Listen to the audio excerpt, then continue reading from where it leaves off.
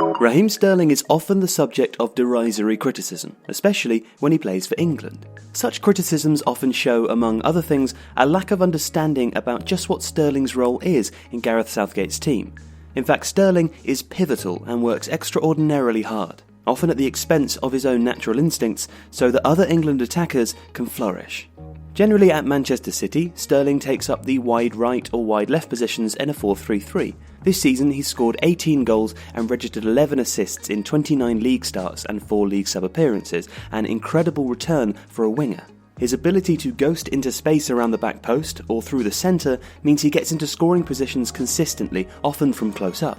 For England though, his scoring record is comparatively poor. So far, in 41 appearances, he's scored twice, both at Wembley, both in home qualifiers for Euro 2016 and both against Baltic nations, Estonia and Lithuania. Without an England goal since October 2015, but having scored so much in the league this season, people have decided that Sterling must underperform for his national team, or even less logically, be a bad player. Under Gareth Southgate, England have played a sort of 3-5-2, with Sterling up front alongside Harry Kane, in front of an attacking-looking midfield of Jesse Lingard and Dele Alli. Jordan Henderson sits in front of the back three, while wing-backs provide the width. The aim is to create movement between the lines and have players bursting into space to create attacking opportunities. Sterling is absolutely key to this. He is constantly moving, sometimes dropping as deep or even deeper than Henderson to collect the ball from the centre-backs. This does one of two things.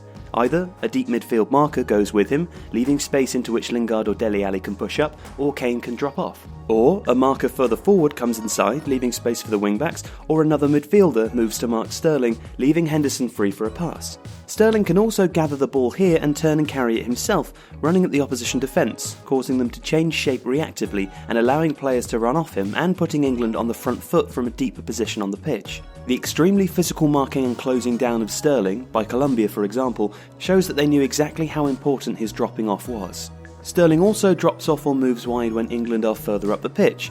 Indeed, he and Kane are both very mobile as forwards, though Kane's movement tends to be more vertical and less lateral. Sterling crops up across the pitch, running onto passes wide right and left, dropping off to offer himself as an option irrespective of where he is, and working consistently hard to make room for other players or carry the ball in the wide spaces and put in crosses. His assist for Lingard against Panama is a great example. Moving from a central space out to his left, Sterling takes the ball from Lingard, surrounded by 4 Panama defenders, which makes space at the top of the box for a return pass and a shot from Lingard, who scores. And because Sterling is still an attacking force, he runs in behind either down the line or diagonally into space behind the fullbacks. His pace is a real threat, as is the movement that got him so many league goals this season. But what has stood out is his hard work, his incredible control and strength when dropping in and riding hard challenges, all in the service of the rest of the team. This effort extends to Sterling's defensive work, chasing back when England's initial press is broken, either slowing attackers up before they make it to the defensive line with niggling tackles or helping to force them out wide.